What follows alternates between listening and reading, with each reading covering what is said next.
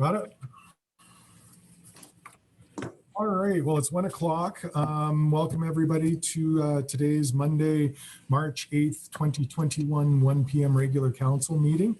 I'd like to call today's meeting to order. Just a little bit of an acknowledgement. Today, of course, is International Women's Day, and we've made the proclamation already, but a big day for celebration is our heritage advisor told us a little while back that this is the 100th year of sort of the first unofficial International Women's Day. So a very big milestone there. And on a personal note, I would like to acknowledge the 5 incredibly strong, smart, well-prepared, and incredibly ethical women on this council. They have they're somewhat opinionated as well in that list of acknowledgements, but I do have to say I've worked in a number of industries in my life and with some amazing people, and this council is certainly the most amazing set of people that I've ever worked with. And I don't know if too many people understand, but 5 out of 7 being very strong women. This council is a beacon for Alberta, Canada, and dare I say North America. Congratulations on all the work that you've done, ladies, over the last 3.5 years, and it's been a pleasure working with you. Thanks, Michael. Well, thank you, Michael. Thank you very much for your worship. All right, let's jump in and get working here. Let's start with some added items. Who has some added items? Councillor Harper. Thank you very much, your worship. Could I add 2 items under new business? Sure.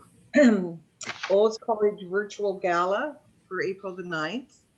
I know Okay. that we were sent invitations. And under new business, the Olds Dog Park. Okay. And those we will And I have just wanted to 6E. clarify Yep. that the closed session is the session that I asked for, the CAO and I asked for. CAO, Under- the one closed session we have on today's agenda is for That is the one that Councillor Harper has spoken to. excellent. Thank you. Good enough. Any other added items? Sorry, I got scattered. Now I see where everybody is.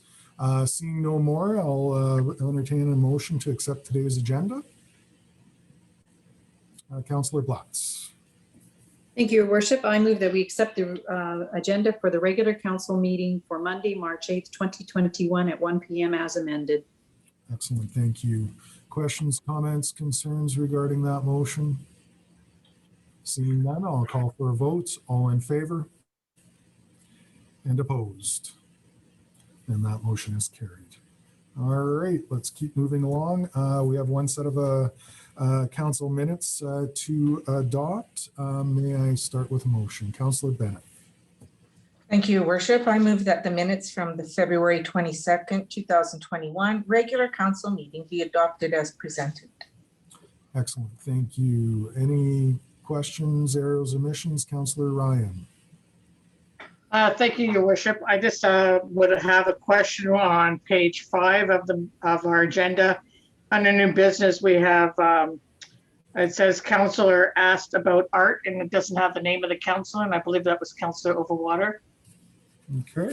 And then we also have 2 blanks with regards to page 7 and page 8 on the timing of in and out of camera, I believe it was.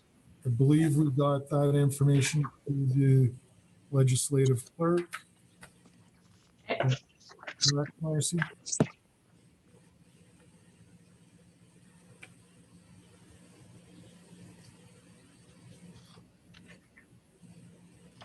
Okay, there we go. Yeah, I did. I can't remember off the top of my head, but she has captured it, and it's the information's there, and we'll add Councillor Harper or Overwater to that portion on page 5. Thank you, Your Worship. You're very welcome. Any other errors, omissions, comments, questions? Seeing none, Councillor Bennett, would you care to amend your motion to as amended? I will amend, yes. Excellent. All right. I will call for a vote. All in favor? And opposed? That motion is carried. Thank you very much. Let's move right along to item number 3A, Emergency Management Agency COVID update. CAO, would you care to introduce? Yes, thank you, Your Worship. I'd like to introduce Brian Powell, our Director of Emergency Management, to give us another update in regards to our response to the pandemic. And with that, I'll hand it off to Director Powell. Dr. Powell. Thank you, Mr. Merritt. Again, just a thumbs up, sound check. You can hear me clearly? Very good. Yes. Okay, great. Yeah, thank you very much for the opportunity to come back again. And this is the first update we're providing post closure of our ICP formally. And we'll get right into the delivery of this information. And I don't want to sound a bit like a broken record, but there has been, again, good sounds that are coming out of the Olds area. Our statistics remain strong. Just a quick, this morning's update from Jennifer provided that Olds is up an additional 2, while Mountain View is down 3. So 8 for Olds and 20 for Mountain View as our last statistic on those counts. Most importantly of all this graphs I want to focus on is the hospitalizations, and that's the entire barometer that the province is looking at going forward on relaxing some of our restrictions. However, be very well aware that we're not out of the woods, and it's abundantly clear how incredibly volatile and infectious this virus is, and how miserable it can be in imposing issues with our life and lifestyle, and it's going to be around for a bit longer. And the general message is to be patient and hang in there. But we can ramp up hospitalizations very, very quickly by not following the recommended practices, isolation and distances. And the big one that they have identified is this in-house family community transmissions that can happen again if we ease the restrictions personally and at home.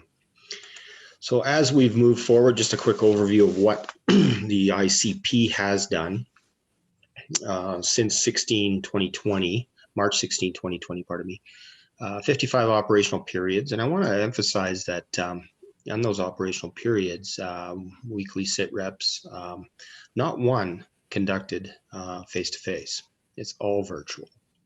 And so that adds a fundamental difference to how things normally perform. And we've created quite a petri dish of that will be studied for quite some time, not just us, but all of ICPs, and how the incident management system has worked, has not worked over this time going forward.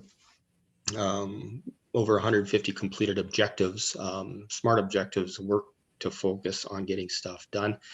And over 40 staff were directly involved with the ICP, but I want to emphasize that it is a small percentage of that town staff. And in order for this ICP to do what they were able to do, it relied extensively on the folks that were not with the ICP to maintain things getting done with the town. And whether you're making sure a sewage pump is continuing to work with COVID compliance, or whether you're keeping a pool or an arena in check and ready to go, it's important that the balance of this staff be recognized for phenomenal work. It takes a village to get this done, and it without the help and the assistance of these people behind the scenes, the ICP would not have been able to function as well it was been provided to do so. So I do put that ask to the balance of the elected officials to reach out and recognize these folks for sure, as staff and administration has done. But it's important that they be recognized for their their hard work as well. As we continue on with our observation, focusing primarily with the DDEM team, we were invited to the Secretariat meeting just last week and dealing with a host of plans and projects and information that was brought forward from multiple levels of government opportunities that are existing out there, and some that are in the process of sunsetting, including some of our bigger programs. And we'll talk a little bit about that later on how we're going to leverage our position with the incident management team to at minimum get that message out and deliver that message to make sure that we capture as much of an audience and make sure that every opportunity is available for our community and our business community in the town of Olds to make sure that they've had an opportunity to at least know that some of these plans are available and some of these programs are available for them. And so we as a DEM team keep that communication weekly conversations going. We know how incredibly volatile this is. Good sound news reporting from the college, over 1,100 students, and no known COVID cases. They're doing well. Sundial, again, it eludes me at the moment what their staff population is. It's high and doing very well. And then our housing communities as well, that maintaining their programs and their communication as well. AEMA is also giving us any heads up, any plans and changes with the province that are forthcoming, and we don't even know, they don't even know what these next steps for re-entry, how they're going to look specifically, other than planned target dates predicated on hospitalizations, were those barometers that we're happy to see come out, so that we can have a little bit of an idea as to how this is going to look like in the future, going as restrictions get lifted.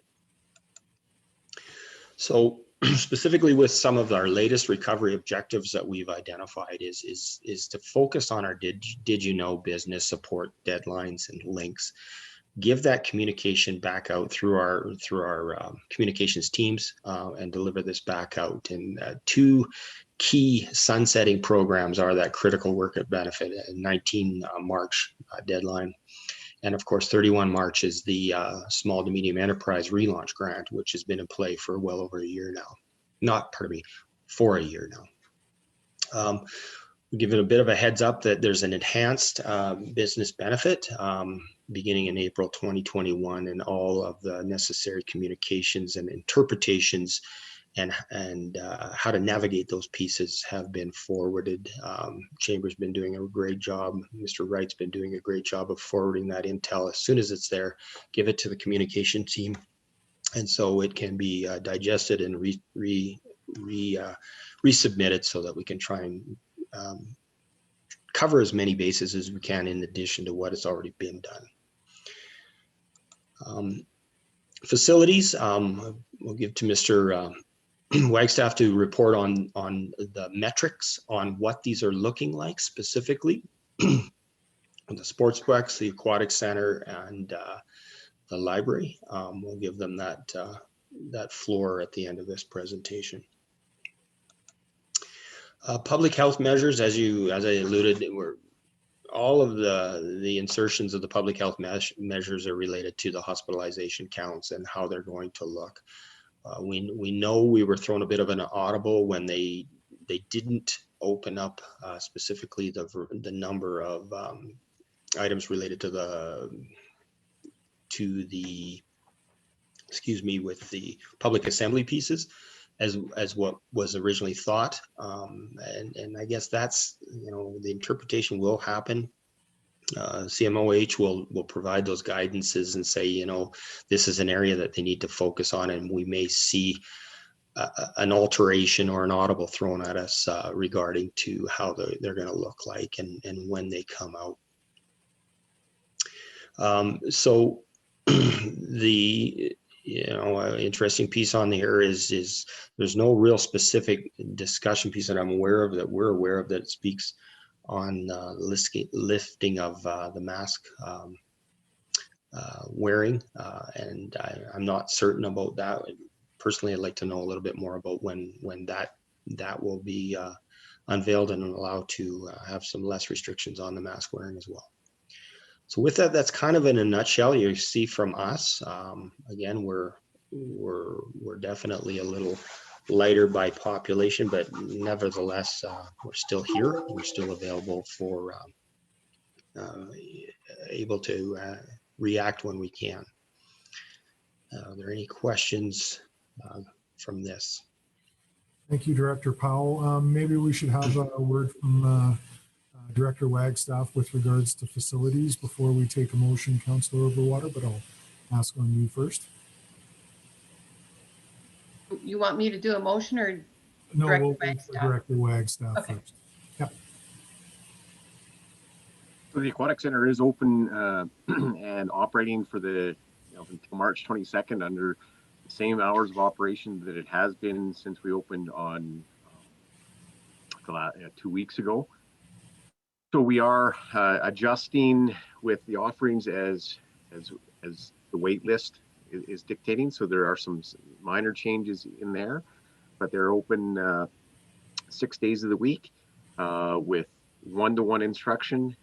Family households are able to rent space. And we are looking at how we can reintroduce the Red Cross lessons as the one-to-one instruction. Still limited. There is no hot tub. There is no lane swimming. And there is no activities that require high intensity. So unfortunately, at this point in time, even Aquafit and Aquasize classes are considered high intensity. So that is not yet reintroduced. So we're waiting for some other regulations to change there. The swim club has given notice that they intend to start up at the end of March here. So we'll be adjusting to accommodate the local swim club in its getting its U18 back into a sport activity under the regulations. The Sportsplex again continues as it has been, open for scheduled appointments only. And sorry, I do want to just reiterate, the Olds Aquatic Center is also open by appointment only. You still must make appointments scheduled ahead of time. Drop-ins are not allowed. You have to schedule your swim time. Same with the Sportsplex, you need to schedule in time, and it is only open for scheduled appointments only, and a chaperone with those scheduled appointments. We have made accommodations for the relaunch of the Alberta Junior Hockey League and the practices and game times required. We've been able to accommodate that, though it's outside our regular operating hours. We've still been able to accommodate that with the staff levels that we have. Excellent. Thank you very much, Director Wagstaff. All right, Councillor Overwater, may I have a motion to start? And Yes. Question Thank you, Worship. Yes, I move that council accept the emergency management's presentation on COVID-19 as information.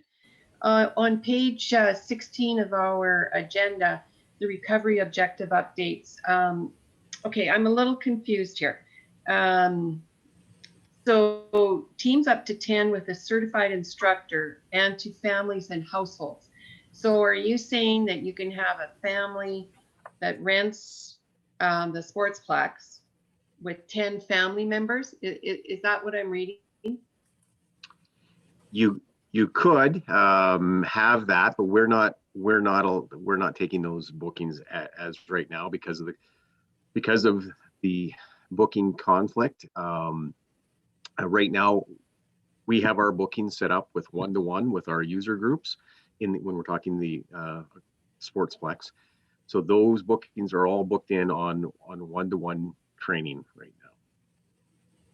Okay, so in here where it says teams up to 10 with a certified instructor and to families and households. I'm sorry, I'm just not getting the clarity that I need on what that actually means. So yes, a family household of up to 10 is the provincial regulation that would be allowable. Our Okay. booking doesn't have any space for those bookings. We have booked our ice allocation out with our user groups, and that has taken the ice that's available at this time. I see. Okay, thank you. All right, I have Councillor Harper. So getting back to the sports complex, so through you to Director Wagstaff, so are you saying that, for example, the auxiliary ice surface, you are booking hourly ice rentals for one person and one coach, and that's the only people who can be on the ice? No, we are booking for groups up to 10, which includes the the instructor. Those are being booked right now by our ice users that we currently have. So they may have up to 10 individuals engaged in the activity at any one time. As long as they're under 18, right? No, that's been changed. That was one of the regulations that was changed. It could be adults. We don't have any adult groups that are looking for ice at this particular time. Okay, great. Excellent. So- Councillor Ryan. Oh, I'll go to Councillor Ryan, then back to Yeah. her. Thank you, Your Worship. Okay, so I need a little bit of clarity here too now. I'm getting confused. Director Wagstaff, so could you tell us exactly the numbers? How many people can be on the auxiliary ice and how many people can be on the main ice surface? Because I know that they're a little bit bigger, difference in size. What's the total number, and are all times booked on both sites? So we do have our prime time from 3 p.m. to 8 p.m. is 100% booked at this point in time. There are some ice slots available in the afternoon. They'd have to call the booking attendant to find the exact times that are available. It's 10 people. You're allowed to have 10 people on each sheet of ice at any given time. When we did the calculation and we looked at spatial requirements, half a surface, an entire surface will not allow 20, and half a surface didn't allow any more than 10. So we've only stuck with 10 for the entire sheet. And that's common with a majority of the arenas that we've been speaking with around Calgary. They've stayed with the 10 people per sheet, taking into consideration that there's also the spatial requirements are required in the dressing room areas as well. Excellent. Thank you very much, Director Wagstaff. Anybody else like to go before I go back to Councillor Harper? Seeing none, I'll go back to Councillor Harper. Thank you very much. I'm just going to move from the ice to the pool. It's spring after all. And how does it, how do people book for the aquatic center when it has to be by bookings only? Can the aquatic center, for example, handle 10 people at one time in the pool surface? Or is it a maximum of 4 people? How is it handled? So it's handled by activity. So part of the confusion for everyone, including the public, has been one activity isn't the same as another activity when you're talking about the numbers. So first of all, when you ask about how can people do it, they can either call the aquatic center directly, or they can do it online. They can book ahead online through the website. They can book times ahead of their swim schedule. At this point in time, organized sport can have up to 10 at a time in the pool at any given time. The other activities we have are required to have the spatial distance, so we have limited the number of lanes that we can have at any one time swimming, and it's only one person per lane that we do have open. Excellent. Thank you. Any further That questions, clarifies. comments, or concerns? Councillor Ryan. Your Worship, I'm going to go back to the sport text then. Director Wagstaff, so we all of council received the letter from the lacrosse people asking about trying to get on the auxiliary ice a little bit sooner. What is the possibility of trying to move some of the people off of the auxiliary onto the main if we can accommodate a few more people on the main in order to get the ice out of the auxiliary to accommodate the cross? Because I mean, we do have more than one sport in this town, and I'm not sure whether or not we can accommodate them, but it would be nice to be able to take a look and see whether or not we can accommodate them a little bit earlier than the April time slot that you had provided them. So What is when the we looked at the relaunch, we made our commitments to go 3 weeks ago. When we looked at that relaunch, we made the commitments to do our annual switch over at the same times as we normally would. We had ice demand in our prime time from 3 until 8 that would fulfill that requirement, and the ice demand was actually higher than it had been in same time period in 2019. So we made those commitments. The conflict that we have scheduling on an annual basis, COVID aside, has to do with lacrosse and ice users. That conflict is current. It pre-existed COVID, and it will still be ongoing. So it's one of the issues that the council will need to take a look at its service level as to how it wants to balance. Currently, council had given the directive that we would look at transitioning to a year-round facility, keeping the ice in until end of March and in the auxiliary, and the ice into early May on the main. Our first year to implement that was going to be 2020. And of course, we all know what happened in 2020. Those facilities were closed 100%.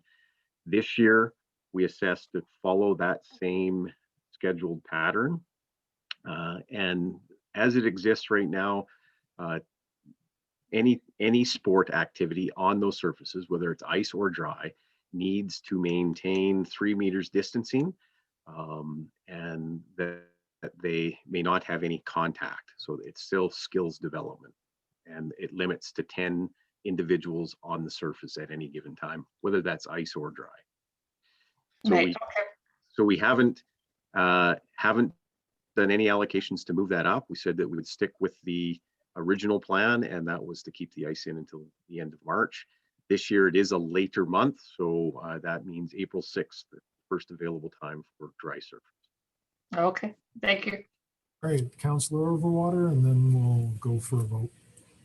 Thank you, Worship. Yeah, I look forward to this conversation at service level because, you know, we do have a lot of other sports that a lot of, you know, kids are involved in, and indoor soccer and indoor lacrosse are becoming very highly involved sports. And I think we have to, you know, start taking a look at not putting all of our stuff into a hockey basket. I think we need to look at the other user groups, and somehow I think we have to be able to try and accommodate some of these other users, because I really hate to see them always driving to other communities and you know, spending their money in those other communities when, you know, they could be, you know, doing it here for us too. It's also talks about the economic impact of them staying here. So I do look forward to having that conversation at service level. Thanks. Very good. CAO. Thank you, Your Worship. And I just want to reiterate what Director Wagstaff has indicated. This is the service level that we have reached, and I certainly would enjoy having another discussion on service level, but we'll not be able to accommodate everybody in every situation because we have just 2 ice services. And we are doing a regional recreation master plan, which will hopefully open the doors for other partnerships, other combinations and things of that nature. And lastly, I just want to thank Brian Powell and his team. It's been a year practically that they've been engaged in dealing with the pandemic. He and his team continues to meet with the executive team twice a week still, and will continue to do so until we see our way through to this pandemic. So there's a constant update between the emergency planning and the town's planning throughout the year. And that has continued, and it's been a very good partnership to make sure that we're always on the same page. And I think we have, as I've indicated, we have presented probably more to our council than most people have presented the council on the pandemic over this past year. And it was really a year ago this week that we closed our facilities for the first time. And I just want to give a shout out to all the staff, as Brian has indicated, but also I would say the community services staff with the Aquatic Center and the Sportsplex. They've been inundated with constant change in this pandemic and have been able to manage most of those affairs pretty successfully. I'm sure there's been a few complaints about it, but we always follow the provincial guidelines as we continue to perform those duties and keep those sports up and running. And I'm not sure if Director Wagstaff had indicated, but even this reopening of the pool in the past week, there's been a lot of positive comments from those that have been able to do something different in this pandemic again. So I want to thank everybody for their engagement, and thanks. Excellent. Thank you very much, CAO. Unless there's anything else. Oh, Councillor Ryan.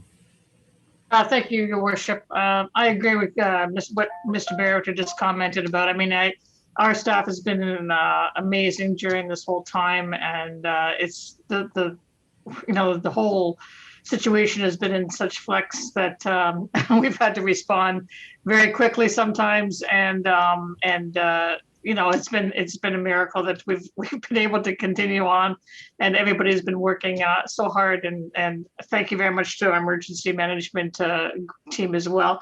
I just wanted to speak on the library. So this is one area where we've had like a real quick notice. We had a notice and saying that we could open and at the library, and in just a day or two days we were open and up and running again. But I just wanted to let everybody know that protocols are all in place at the library, and our programs are still going to be all online. We're not running any in person, obviously, but people can enjoy the online programs. So Excellent. Thank you for the update. All right. So with that, I will call for a vote with the motion on the table. All in favor? And opposed? And that motion carries. Excellent. Let's move right along. Business arising out of minutes or any unfinished business? Is there any unfinished business or business arising out of the minutes? Seeing none, we'll move right along to bylaws and item 5A, CAO. Thank you, Your Worship. And the 5A, the March 1st PMP, we had a good discussion in regards to changes to the land use planning bylaw. Natasha Wright was here and gave us an overview of those potential changes. And while we had a good discussion on this topic, there was no direction to make any adjustments to the land use bylaw changes. So with that, we're bringing this for first reading today. And if anybody has any comments or questions, Natasha is here to answer, but this is first reading. And since we weren't really given much direction to change, we'd like to move this on and call a public meeting as well. So I'll leave that with you. Scott or Natasha, do you have anything to add? No, thank you through the CEO and to the chair. No, this is, as the CEO captioned that very well, this is on the table for first reading and setting the public hearing for April 12th. Natasha, you look like you were unmuting yourself. Yeah, I don't have anything to add to this item. All right, thank you very much. Councillor Harper, would you like to make that motion for first reading? I would be more than happy to have first reading of this bylaw. I move that bylaw number 2021-02 to amend the land use bylaw be given first reading. And I do have a question of Natasha. Absolutely. Okay, so can I ask my question? Oh, please, yes. So I'm not sure, Natasha, if it should be in the land use bylaw or within our community standards bylaw, but after reading through a number of bylaws from other communities in our province, they have limited the number of chicken coops allowed in their community based upon population. So would that be part of a land use bylaw, or should it be part of the community standards bylaw? I think that may be more appropriate. Oh, sorry, Michael, do you want to address that? Well, I'm just going to say that I think that is something that has to be discussed in the community standards bylaw. I think it's more appropriate there, but after a debate and more discussion on the community standards, we may change our minds, but this is only first reading, so we have a chance for an adjustment with the public hearing and the second and third readings. Right. But I do believe the community standards bylaw would be the appropriate spot. Follow up to that, Natasha? I would just agree with the CAO on that I think it would be more appropriate in the community standards bylaw. Thank you. All right, any other questions, comments? Councillor Ryan? Thank you, Your Worship. I just have a really weird question, and that is, so when people apply, like, so if I was going to put in a chicken coop, do I need a development permit for this? And what are we charging for that? Is it regular price for a development permit then? That's right. So as the bylaws presented, they would require a development permit for the coop itself. So that's only for the structure. As for what the cost of the development permit is, I'm not sure on that. Perhaps that's something Scott could answer, what the cost of the development permit is. Yeah, thank you through the chair. This would be considered an accessory building through there and would go to MPC, but I believe the application for an accessory building for a development permit is $100. That is, of course, waived for a certain period of time, but That is waived for, for the first, I believe, 6 months of this year. Till June, yeah. Okay, I wasn't quite sure whether or not it required one, so I wanted to have that clarified. Thank you. excellent. All right, anybody else with a question, comment? Of course, we'll be having the big debate in April with regards to this, as this is just first reading. All right, seeing no more hands up, I will call for a vote. All in favor? And opposed? That motion carries. And may I have a motion to set the public hearing, please? Councillor Blatz. Thank you, Your Worship. I move that council sets Monday, April 12th, 2021 at 1 p.m. in council chambers as the date, time, and place for a public hearing on bylaw 2021-02. Excellent. Questions, comments, concerns regarding this motion? Councillor Harper. I'm just hoping that we will be in council chambers, and do we have to make changes to this if that's not the case, where we allow public in? Yeah, well, we'll ask Mr. Merritt that. Well, first of all, it's highly unlikely we'll be in council chambers in the month of March, and I would even be skeptical whether April would even be in question because of the standards that the province has set, as Director Powell had indicated.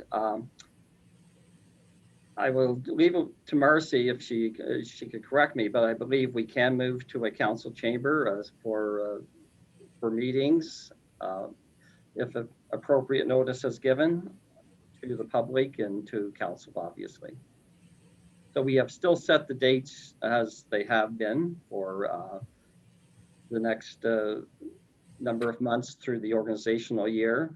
All the meetings are scheduled for 1 o'clock on the second and fourth Mondays of the month.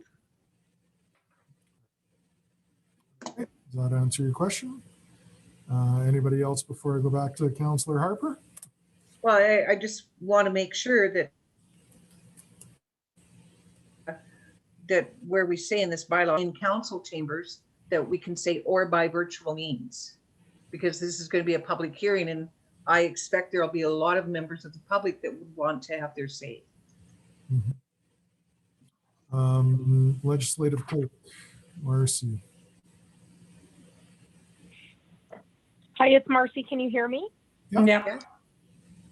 Hi. I would encourage council to make a friendly amendment and add the public hearing be held virtually, as the motion does speak to having it in the chambers, and we do have a motion previously that council has adopted that meetings will be conducted as per our the Government Meeting Procedures Act. So I feel that either way is acceptable, but for better clarity, you could put virtual public hearing. All right. Councillor Blatz? You're happy to I'm make- quite willing to make the amendment to say that it could be either in council chambers or virtual, depending on. as a virtual meeting, depending on certain COVID protocols. Excellent. I'm happy with that amendment as well. Anybody else with objections or any further comments before I call a vote? Seeing no hands, I will call the vote. All in favor? And opposed? That motion is carried. Excellent. Thank you so much, everybody. Let's move right along to item 5B, CAO. Thank you, Your Worship. And 5B, again, we did have a presentation on March the 1st at our policy and priorities. These are amendments to our community standards bylaw. While we weren't directed to make any adjustments to the community standards bylaw at that meeting, there was no doubt a robust discussion in regards to a few items, one being requiring those that are obtaining a license to have receive education on the proper care of chickens. There was a second one in regards to the number of chickens one could have.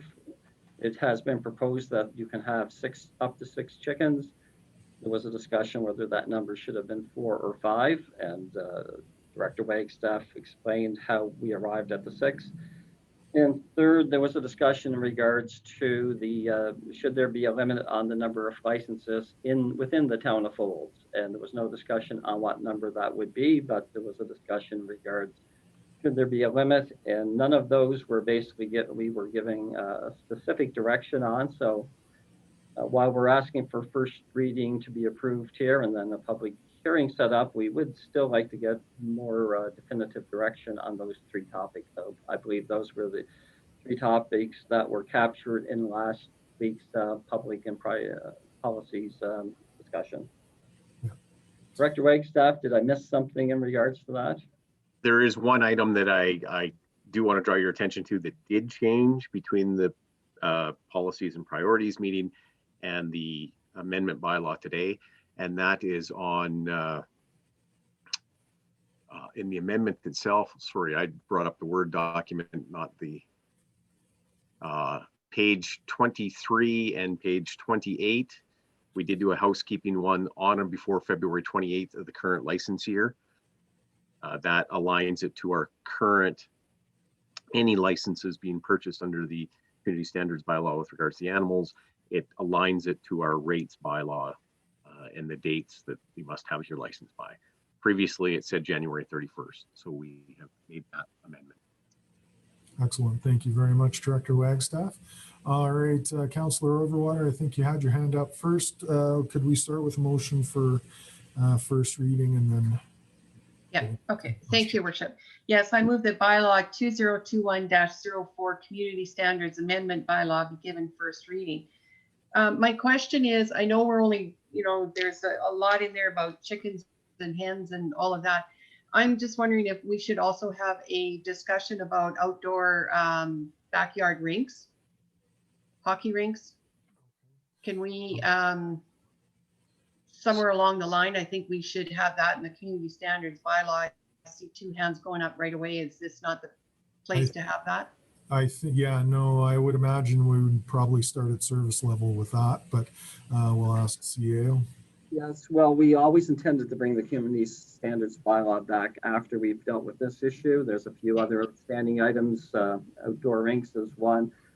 Graffiti adjustments to that section of our community standards bylaw. There's a couple of others, I believe. So we wanted to wait and do that after we've dealt with this One, because this dealt with a very critical engagement we had with the community and wanted to concentrate, and it is tied to the land use planning bylaw as well. So to introduce a number of other things, we thought would be better to wait until May of this year or sometime before the summer break. And as Yeah, I most have of another our outdoor rinks have turned into portable splash parks, with the nice weather we've been having, we've got some time before we need to address it for next fall. Yes, Councillor Overwater, was there a follow-up to that? I just want to talk to Mr. Wagstaff's about the licensing prior to February 28th. I think Councillor Ryan had her hand up, though. Okay, let's go to Councillor Ryan and we'll make the round before we come back for Yeah, that. thanks. Okay, Councillor Ryan. I just want to thank you, Your Worship. I just want to be clear. Are we having a discussion then? Because typically we do not talk about it until after we've given first reading. And so I just want to see whether or not we are going to be doing a full discussion here. I just want to be clear. Mr. Barrett, you mentioned you wanted to have some clarification. So how are we going? How are we proceeding today? Well, I would like, here's how I would like to proceed. You're right. Typically, first reading is not to have a discussion on, it's to bring it to the public hearing and then to have second and third reading for the debate. However, we did bring this to PMP last week and there was a robust discussion, but one of the councillors had to leave and before we were able to finish the full discussion. So all administration's looking for now is on those three topics that were raised. If now that people have had a week to think about it, is there any further direction you want to give? If there's not, we're very fine with having this come back in the public hearing and for that debate to ensue and any amendments to this bylaw to occur then. Just for clarity, do we need a public hearing for this? Yes. I know we do for the land use bylaw, but do we need a public hearing for the standards? Director Wagstaff. No, they are independent. So the public hearing is on the land use bylaw, but we've aligned this because as we did with murals, if there were comments given, we were attentive to those because they are so closely aligned. Many of the public are going to give us input in through both of these processes. If we see it come into community services or municipal enforcement or any other department, it's related to land use bylaw, we'll forward those along to PCPS. And as well, PCPS shared with us comments that came up through the public hearing when we did it with murals. If it was related to the community standards bylaw, they forwarded them along to us. They recognized it wasn't to do with their bylaw. So we're going to do that same process again for the public to be able to give input at the same time. And administratively, we acknowledge, where it needs to go. So we should talk about these three topics, get some direction for admin here at this time. Is that correct, CAO? Well, I'll leave it up to council whether they want to do that or not, but there was a tremendous discussion last week on these topics, especially on requiring education. And we did indicate that when we brought this forth for first reading, that there was a chance to have a discussion. But again, I'm fine if council wishes to defer this to the second reading, so to speak. Okay, well, let's start there. Let's start with the education piece and see where everybody has landed after some talk and some research and a week to think about it. So who had their hand up first? I missed. I think Councillor Overwater, then Councillor Ryan, then Councillor Harper, then me. Thank you. Okay, so I just want to have clarity here again, because some of you were talking about a public hearing. Well, it doesn't say anywhere here that there's going to be a public hearing on this CSB amendment. So Well, is there going to be a public hearing? That's no, as Director Wagstaff had indicated, we are bringing these two together at the same time. The land use planning bylaw will be brought where there will be a public hearing. That will happen first. But as Director Wagstaff has indicated, sometimes it's hard to distinguish between the land use bylaw and the community standards bylaw when it comes to this topic. And so we do expect that If anybody does speak at the public hearing, they may be speaking towards community standards items, and we'll have to deal with it at that point in time when it really should be concentrated on the land use planning bylaw. So that's Okay, but what- I just don't, if we're gonna have people speaking, I don't want them to be told, okay, you can speak here, but then you can't speak here. I don't want them shut down. I want them, all the public to be able to have their input. Yeah. They'll I only think have what one we're gonna do is opportunity have to the do input so, from and everybody. Sorry. that'll be at the land use planning bylaw public hearing. They'll likely speak to both of those if they have an opportunity. Okay, all right. No, we won't shut down any conversation whatsoever. Who's next? Councillor Ryan. Well, okay, I'll start off with the education then. Although there was one point that wasn't on the list that Mr. Merritt said, and I don't think any of us even were aware of it, but I wanted to add into this that all people who are applying for a license must have a PID number, which is the regulation from the province of Alberta. I know we have in there saying that people have to adhere to provincial and federal government guidelines, but I would like to make sure that this is a specific item. I noticed in reading a lot of the bylaws out there from other communities that they've put this in, and I think it's necessary to have its own line. That is a PID. It's called premises identification, and it's needed in order to for the province to track any disease within the chicken population. So there you go. Now that's education for you, because I didn't know that, and I learned that, and I think education should be a requirement. And I said my spiel last week, and I'm sticking with that. I talked to a couple of communities in between the two meetings, and both of them have said that education was a requirement. They have put on their websites of where people can go to find a class, or they've added on, the Alberta government has a guideline booklet that is available as well. And one of the communities, actually two of the communities, told me that they organized a class that was run by a local chicken farmer. So I think there is opportunity out there for people to get education. These are live animals, and I think we need to make sure that they're protected. Thank you. Well, Director Wagstaff, you had an answer for that? I do, but I didn't think I'd put my hand up to answer it. You did. If I may when she wait first till started speaking. if administration can wait till the council has had some debate, we do have some information with all of the points. So, but Okay, it would be good to hear from all councillors. All right, let's move along to Councillor Harper. Thank you very much, Your Worship. And after thoroughly reading our survey again, and the numbers were 4 to 10, and after reading through a number of municipalities through our province, and actually speaking to Councillor Thompson's query about what happens if he has 6 hens and it has way too many eggs, I would like to say that we have a maximum of 4 hens per resident property, and that eliminates somebody having way too many eggs. And that's basically the standard across our province is 4 hens, and make sure that there's no chicks in that, because part of my education this last week is until a chick is like 12 weeks old, you don't know if it's a rooster or a hen. So that's my education this last while. And that's why most of the municipalities have said that you can't have chicks. The hens must be 14 weeks old or older.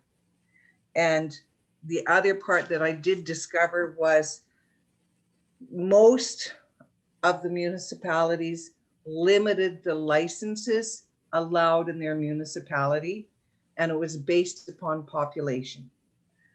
Airdrie, for example, is 650, one license per 650, others are 1 per 1,000.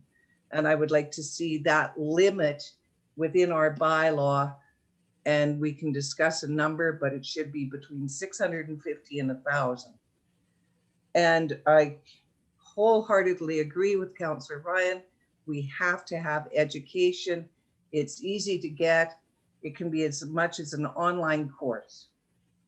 But people need to know what they're getting into. Thank you. Okay, thank you very much. Councillor Blatz. Thank you, Your Worship. I just want to ensure then if this is something direction council wishes to go in as far as the education piece goes, that maybe perhaps we could work with the Olds College and through their programs as because they do have a farm course there, or lots of agricultural courses, but there's also the farm, the working farm right on the college. Perhaps there's people there. I also like the idea of working with a local chicken farmer, because as we saw, and I read through the communities or through our survey again too, and there seems to be a lot more people concerned with cats than they are really with our chickens. And we don't make those people, and I get it, domesticated animals, but we've seen the abuse of our domesticated animals, and people could have taken courses perhaps to keep proper care to them as well. So I think that if we're going to go that route, then maybe we look to see if maybe we can work in partnership with the college. And I also want to ensure that if this is the direction, that it's very well advertised so our citizens realize what is going to happen before they start to make an obligation and get to our doorstep and find out that this is one of the stipulations or regulations that we have as education piece. And I hope that the general public that already do have chickens are aware of this, and they will have an opportunity to speak at our next meeting when this comes back. And that's what I have to say about it. Thank you. Thank you, Councillor Blatz. CAO, you had your hand up there briefly. You're on mute, sir. Yeah, thanks very much for your comments. Well, we talked to Olds College about a lot of certain items, but if education's a requirement, we'll probably put a number of links on our website so people can find out where they can and how they can basically access education. Excellent. Thank you, Mr. Merritt. Any other questions or comments from Councillor Thompson or Bennett before I go back to Councillor Thompson? Yeah, thank you, Your Worship. On the provincial IDs, I'm not certain that in non-commercial practices, a provincial ID is normally a requirement. In agricultural endeavors, a person would often get a provincial ID so that an animal or a feed source or something can be tracked. In this application, the homeowner is unable to sell the produce that they grow or collect, and so I'm not sure if that's as valid in this instance. I just throw that up for council. Excellent. Thank you. Councillor Bennett. Thank you, Your Worship. I agree that there should be an education piece, and perhaps we may have to limit chickens. I'm not sure, but I'm just happy that we're allowed to have chickens. So looking forward to that day. It's not quite there yet, but we're getting close. Looking forward to the day. All right, Councillor Overwater, then Ryan. Thank you, Worship. Yeah, I missed that conversation about the education. I apologize, I had to leave that meeting. However, you know, I have looked at some different communities, and it's pretty basic. It's a 2.5-hour online course. And I think, you know, when people come and they want their permit to get it, here's the sheet. This is what you need to qualify. You bring the certificate back. You've done the education. And I mean, it is pretty simple. I mean, 2.5 hours. I mean, everybody sits in front of the computer for longer than that anyway. At the end of the day, though, on page 26, 6.54, I just need clarity on this one too. Okay, so it talks about an urban hen license is valid for January to December 31st of the year in which it is issued and must be renewed annually prior to February 28th of each subsequent year. So what happens if he comes in March 3rd, he's had the chicken coop for a year and he comes in March 3rd? What does that mean then? I don't think that's real clear. No, to my mind, if we're limiting the number of licenses in town, as Councillor Harper has indicated she'd like to see, I would imagine that means he loses his license and has to take his coop down. I know, but the way it's written right now, we don't have a number of chicken coops. We'll have to make amendments to all of this once we figure out You know, we've got the number of hens, we've got the education piece. Now we've got the number of licenses on tap. So those are things that we're going to have to certainly discuss here in April when we get to the public hearing portion of it and make recommendations at that point in time to go forward, I would think. We'll hear from Director Wagstaff first and then on to Councillor Blatz. Only addressing that one particular inquiry from Councillor Overwater about the licensing portion. So for dogs, cats, and urban hens, as it is currently proposed, your license is from January 1st to December 31st of each year, and you have, without penalty, until February 28th, renew your license without a financial penalty. Okay, but As it the doesn't mayor say pointed that. It doesn't make it clear in there, Director Wagstaff, because it just says you must renew it annually before February 28th. Maybe you should put in there without penalty or something. Yeah, we can certainly get that change made, I'm sure. You know, things like that will certainly work its way in there. Okay, thank you. Sorry, I had Councillor Ryan, then Councillor Blatz. Thank you, Your Worship. I appreciate that. Yes, I just want to speak to Mr. Councillor Thompson's comment. When I looked it up, it does say the province of Alberta requires all owners of poultry, including small urban flocks, to register their flocks into the provincial database and obtain a PID.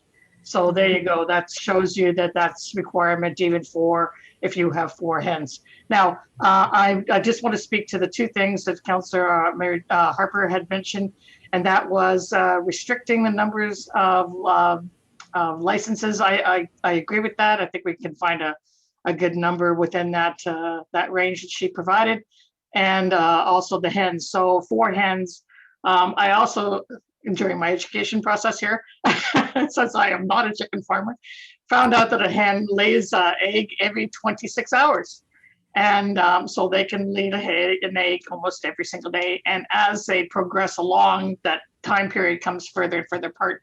So there could be a day or 2 days eventually between eggs. And also as the chicken gets older, they lay less eggs. So there you have it. I mean, if you had 4 chickens and they were producing at the beginning 4 eggs a day, that's a heck of a lot of eggs a week. So that might be a good limit to the number. Just saying. Thank you. 28 eggs a week, sorry. Cluck, cluck. Sorry? Cluck, cluck. Councillor Blatz. Thank you, Worship. Going back along to 6.54. I know too, it is with dogs particularly, if they don't pay prior to February 28th, then after that, the fee goes up. So I assume we will do the same with chicken coops or hen licenses as well. There'll be whatever we license them for up to February 28th. And then if by chance they don't make it in, or, you know, they just forget, then that fee will be increased after that date, as it is for dogs and cats, correct? I would imagine so. Director Linderman shaking her head, nodding her head, yes. So yes, there will be sorry, Director Linderman? It will be the same as dogs and cats, where there's a late payment fee starting March 1st. This will be a bit more onerous, especially if we limit the number of licenses. To my mind, we would want to set up a waiting list. Like if we offer 1 per 1,000, that's only 10 licenses in town, or whatever number we get to. And if we have a waiting list, then I think you could very well lose your license if you don't renew on time. well, that's a valid point. I mean, that's something, but this is information I think that we really need to get out to our general public, that this is our discussion. And that was to my earlier point. Like, we really need to ensure that our people have the opportunity to speak at the next meeting that we hold on April 12th, if that's when it is, with if any concerns with any of this that we're bringing forward. And that we make sure that we've advertised this or done the did you knows or whatever we do on social media or on our webpage, that these are the changes that we're looking for and we will make. And is there any clarity that people are requiring? Mr. Merritt, sorry, thank you. CAO and then to Councillor Thompson, then Overwater after that. I'm hearing mixed information, so I don't think it's our job to inform the public of our intent to limit it. I think it's up to them. They've participated in this survey tremendously. They should be able to come to our council at the public hearing and talk about items that are near and dear to them. So they certainly know that those are three topics: education, the limit on licensing, and the limit on the number of chickens has 3 items. But I would hate to start directing that that's where council is moving towards. Council should be open-minded, and that's why I think we probably should limit the discussion on this today and let the public hearing take place, and then let council make the decision once they hear from the public on what they would like to see has some of the changes. And it's really up to council to make the decision before agreeing to the second reading, or approving the second reading. Very good. Okay, I have Councillor Thompson, Overwater, then Harper. No, and Bennett.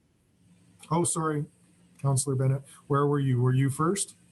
Let's go to you. You haven't had much to say yet today, so. No, but I want to agree with CAO Merritt completely.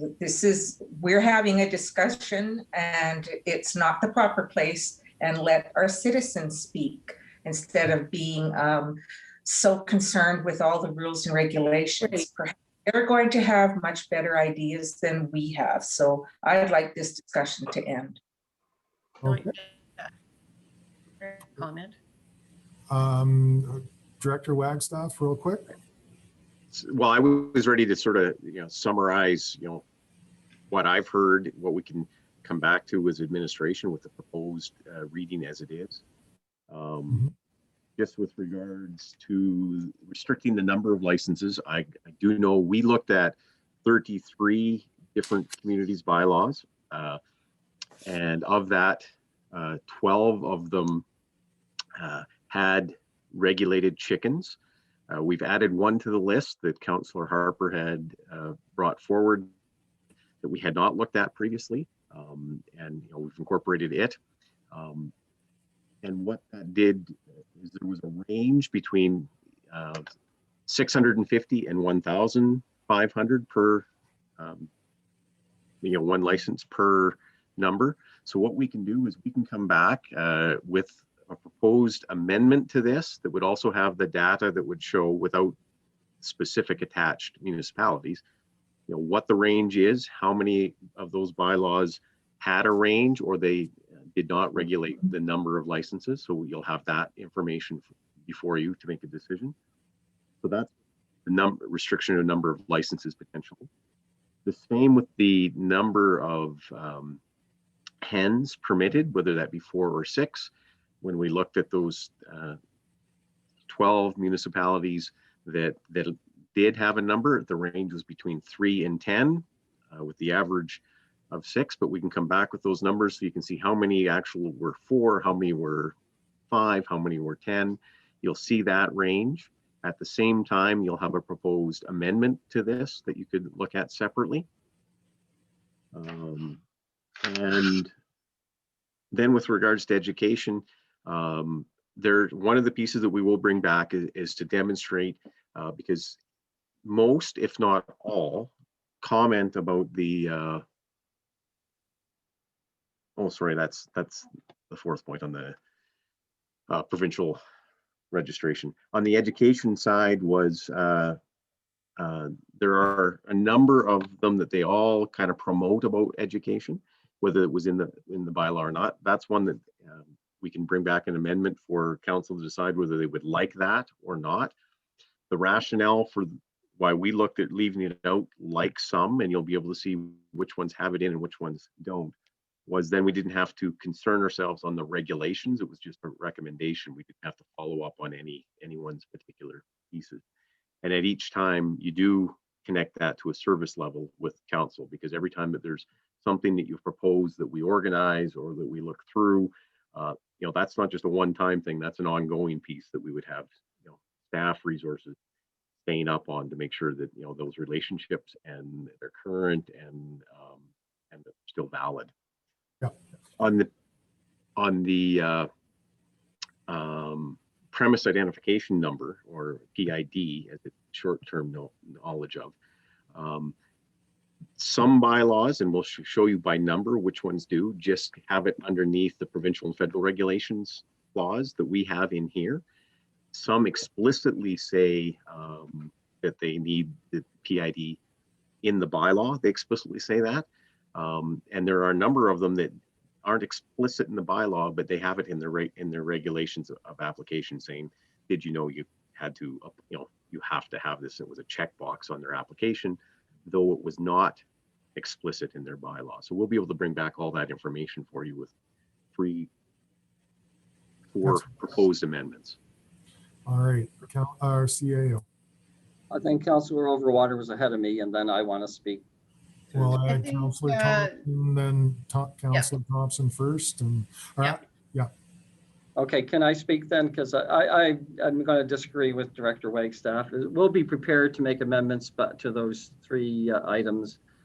But basically, the bylaws going forth as it is, it will be a simple decision. If we're going to limit the number of chickens you can have to 4, 5, or 6, it's going to be a simple matter that we'll limit the number of licenses by population, if that's where council wants to go, realizing that if it's 1 in 650 people, there'll be 14 licenses in the town of Olds. It's something we can easily make that decision by. And we can easily add a line to the bylaw indicating that you will be required to have some form of education of the proper care for chickens before you can get a license. I think those are amendments that we can make on the fly, but I agree with Councillor Bennett. I think we've got the information, the flexibility. It's time to move on. Right. After others have spoken. Councillor Thompson, if it's material and. Yeah, thank you, Your Worship. I was just going to ask if we'd identified what the cost of the license was likely to be. It's not, I didn't see it.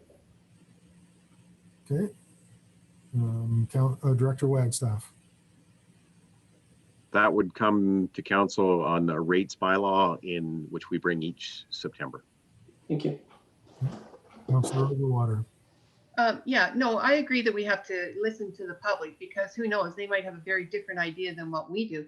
But however, I still see on page 35 and page 21, there's still a difference between the height restriction of that coop. So I would like to see that changed. Either it's 2 meters or it's 2.4.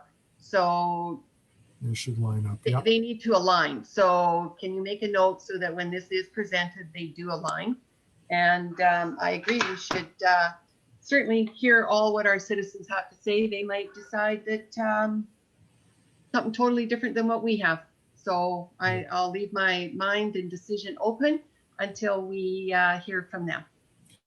One quick bit of CAO or to our communications person, Ms. Leatherdale, would we want to indicate that these issues are the ones that are still very much open and for the public to think about, to give us a bit of their direction on them before we make the decision after the public hearing? What will likely happen is Jennifer Lutz will likely send an email out to people that were in the engagement of this, and we can certainly highlight that here was 3 items that were discussed but not decided at, obviously, at council. So just for their information, without getting into any details of what that discussion was. Excellent. All right. Okay, so we have a motion on the table, so I will call for the vote. All in favor? And opposed? And motion is carried. All right, so I think we need a motion to direct administration to bring back to probably the same same time as the land use bylaw public hearing. So that's the, what was it, the 22nd? 12th of April. So may I have that motion? Councillor Thompson.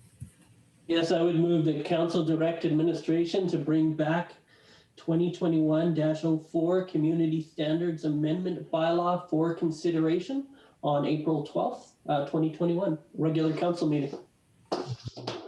Very much. Any comments, questions, concerns regarding that motion? Seeing none, I'll call for a vote. All in favor? And opposed? That motion is carried. Very good. Thank you very much, everybody. That brings us down to item 5C, CAO. Thank you, Your Worship. 5C is in regards to asking council to approve a bylaw 2021-05 Code of Conduct Review Ad Hoc Committee, and give it first, second, and third reading if it gets unanimous consent. This is basically to set up a committee to review our code of conduct, and the details have been provided. I do think there was a few adjustments made, and I'll ask Kelly Roy to speak to those adjustments. Kelly, are you on the line? Yes, I am. Thank you, Mr. Merritt. So yes, a few changes had been made to the bylaw. However, there was a mistake, and I believe it's under 5.1. 5.2 should be struck, where it speaks to, I did not delete that one chair piece. So I added in the line and forgot to delete that line. So please strike that out, but the rest of it is laid out to in front of you to form a committee of 3 to move forward on a review of the Code of Conduct bylaw. Excellent. Thank you very much, Ms. Lloyd. May I start with a first reading, please? Councillor Bennett. Thank you, Your Worship. I move that bylaw 2021-05 Code of Conduct Review Ad Hoc Committee be given first reading. Excellent. Thank you. Comments, questions? Councillor Harper. Point of order. Yes? Should be as amended. As amended, correct. I apologize. Friendly? Thank you very much, Your Worship. Through you to Ms. Lloyd, in reference to composition of the committee, is it not stated in the MGA, and I did not have time to look up this particular section, where the mayor could be an ex officio of any council committee? So this would be a council ad hoc committee. So should it be stated in there, the mayor could be an ex officio of this committee? Mr. Merritt? I don't think it's necessary to state it because it's already in the procedural bylaw that the mayor is an ex officio member of the committee. By being ex officio means he can sit in on the committees, he can't vote, and he really should only comment if asked by the chair to comment on something. So I think it is covered already. We don't necessarily do it for all of our committees to add that line because it's stated as such in the procedural bylaw. Okay, thank you very much. I just wanted to make it clear that the mayor does have that ability to sit as an ex officio. Right. Ms. Floyd, did I capture that correctly? 100%. Okay, thank you. Excellent. Further comments, questions, concerns with first reading? Councillor Ryan. Thank you, Your Worship. And I just wanted to speak to that comment from Councillor Harper. Yes, when we had the committee last time, the mayor was sat as an ex officio member, and we did allow him to provide input as well. So, and it was good for a good round of discussion. Excellent. All right. Anybody else before I call the vote? All right. Seeing no more hands, I'll call for the vote. All in favor? And opposed? And that motion carries. All right. Who would like to make second? Councillor Ryan. Thank you very much, Your Worship. I move that bylaw 2021-5 Code of Conduct Review Ad Hoc Committee be given second reading. That's amended. As amended, sorry. Yeah, thank you. Thank you, Councillor Harper. All Right. Any comments, questions, concerns regarding second reading? Seeing none, I'll call the vote. All in favor? And opposed? That motion carries. All right. Who would like unanimous consent? Councillor Overwater. Thank you, Worship. Yes, I move that council give unanimous consent to bylaw 2021-05, Code of Conduct Review Ad Hoc Committee, and that it be given third reading. Excellent. Thank you. Comments? As amended. Oh my God, sorry. As amended. I glossed over it too. My apologies. All right. Comments, questions, concerns regarding consent? Seeing none, I'll call the vote. All in favor? That is 1, 2, 3, 4, 5, 6, 7. That is unanimous. That motion carries. May I have third reading, please? Councillor Blatz. Thank you, Your Worship. I move that bylaw 2021-05 Code of Conduct Review Ad Hoc Committee be given third and final reading as amended. Excellent. Thank you for remembering amended, because I probably would have forgot again. Any comments, questions, concerns? Last chance. Seeing none, I'll call the vote. All in favor? And opposed? That motion carries. Well, that is just fantastic, because that allows us to move to item 6A, which we would have had to scratch if we didn't quite get there today. So let's move right along to item 6A, CAO.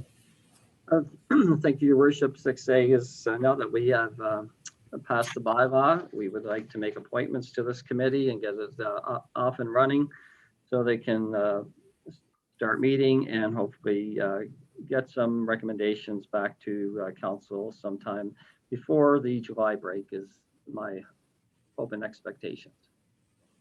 All right. Councillor Blatz. Thank you, Your Worship. I will make that recommendation then, if I might, or start the process.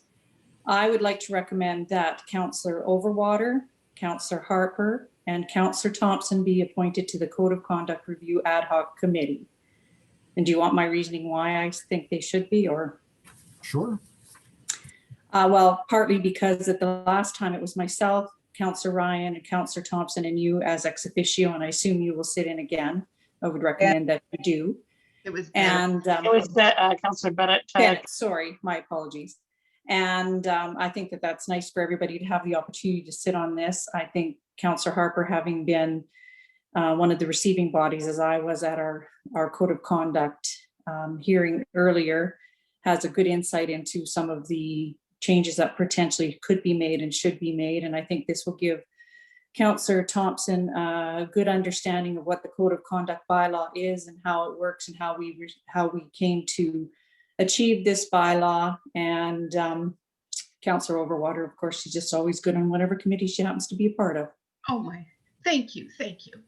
Well, there we go. So, and I would, I guess, open it up if anybody would dispute my recommendations, but that's what I would like to see. Excellent idea. Thank you very much, Councillor Blatz. Does anybody have any objections to that? Anybody want to put their name forward or want to remove their name, Councillor Harper, Overwater, or Thompson? No. Seeing none, then Councillor Blatz, would you make the recommendation and the motion, please? I move that the recommendation for that Councillors Harper, Councillor Overwater, and Councillor Thompson be appointed to the Code of Conduct Review Ad Hoc Committee. Excellent. Thank you so much. Comments, questions, concerns regarding the motion? Seeing none, I'll call for the vote. All in favor and opposed? That motion is carried. Excellent. Thank you so much, Councillor Blatz. Very well said and very well thought out. And that makes me put my voting procedure and so forth into the scrap pile. But thank you very much, Legislative Clerk McKinnon, to organize all that and get us ready for a vote that we didn't need, but we appreciate your extra work. Thank you. All right, let's move right along to item 6B, asset management, one of my favorite topics. CAO. Thank you, Worship. This item was brought for information to council at the PMP on March 1st. It was not much disagreement with the need for the strategy. There's some questions. I think Ms. Lloyd answered those well, and we're bringing it back for your approval to approve the strategy. All right, Ms. Lloyd, before I go to a counselor, did you have any words? Thank you, Your Worship. Through the worship, or through you, Worship Chair and the Chair, to the rest of council. The one thing I meant to mention last time at PNP and I forgot was the fact that our first asset management strategy was used in the AUMA cohort as a best practice and as an example as a teaching tool in the first cohort. So just for your awareness. Excellent. Thank you very much, Ms. Lloyd. May I start with a motion? I think Councillor Overwater had her hand up first, so. Thank you, Worship. Yes, I move that council approve the 2021 asset management strategy.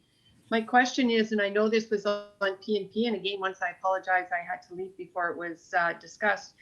I know ever since I've been on council since 2013, we've been talking about asset management and where we are. And is there a report as to where we are with knowing what our assets are and you know what they're worth, what we have to put in to make sure that our infrastructure is going to be you know, looked after?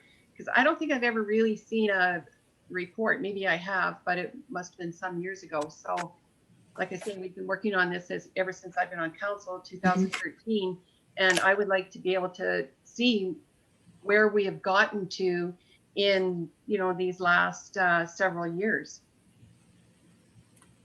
Ms. Lloyd? Or does the CAO wish to take this one? I'll take it. I spoke to this last week in regards, and I apologize that the councillor Overwater was not there for it. I think as Ms.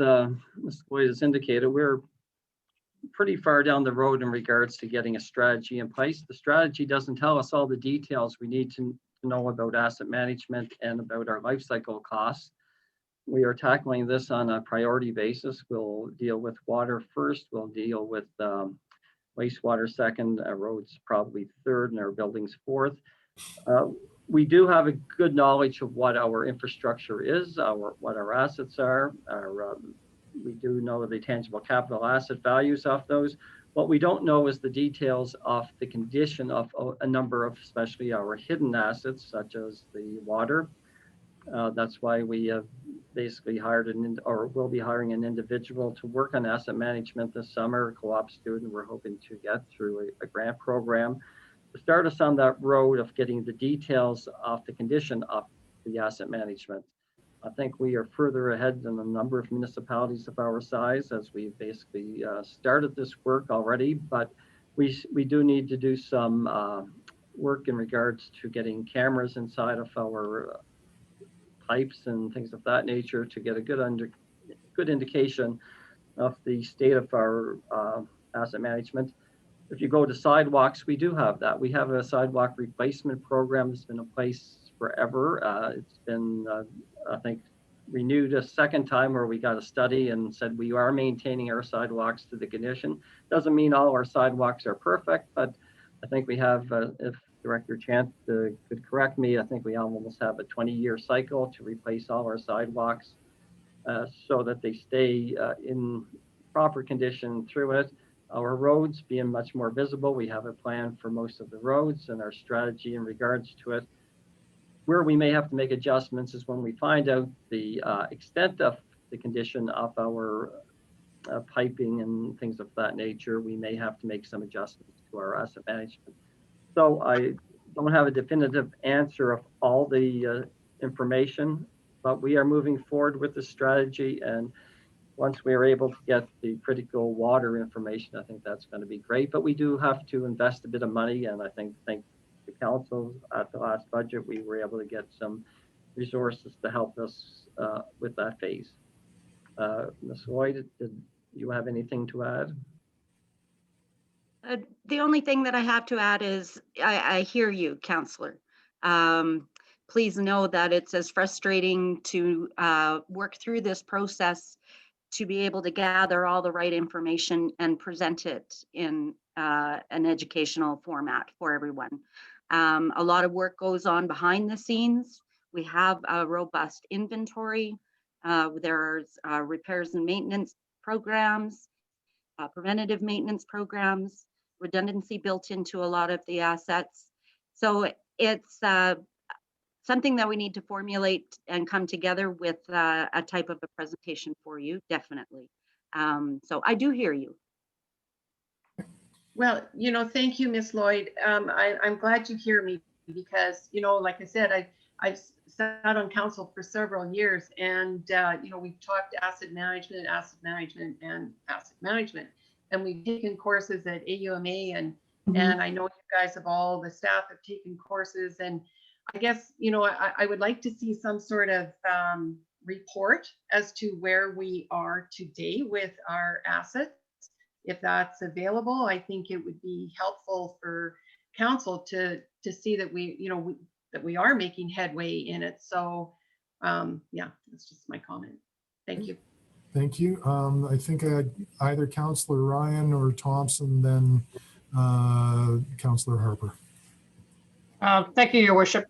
I agree with Councillor Overwater on this issue because I would love to see a list or report, but it may be more timely if we get it after we've had the person who is going to be helping us over the summer and the next 4 months. And I wanted to find out where we were in the hiring of this individual who's going to be helping to do map out some of this asset management portion, and whereabouts are we in the hiring, and when do we expect to have that person on board? CAO? I'm not sure where we're at in regards to it. Director Chant, do you have any information in regards to the co-op student we're trying to hire and I guess the timing when they are available? Thank you through the chair. Yeah, I know Sean, Mr. Fox there, and Ben have been working on the job description and getting that tuned in and getting that up to like Nate, where those co-op students would be coming from. So that's still in the process. We haven't hired the person yet, but it would be lining up for when they have basically their spring break and be working with us for the summer. So it's still working in the background. Okay, thank you. Excellent, thank you. Councillor Thompson. I didn't have a question, Your Worship. Oh, no, sorry. Okay, Councillor Harper.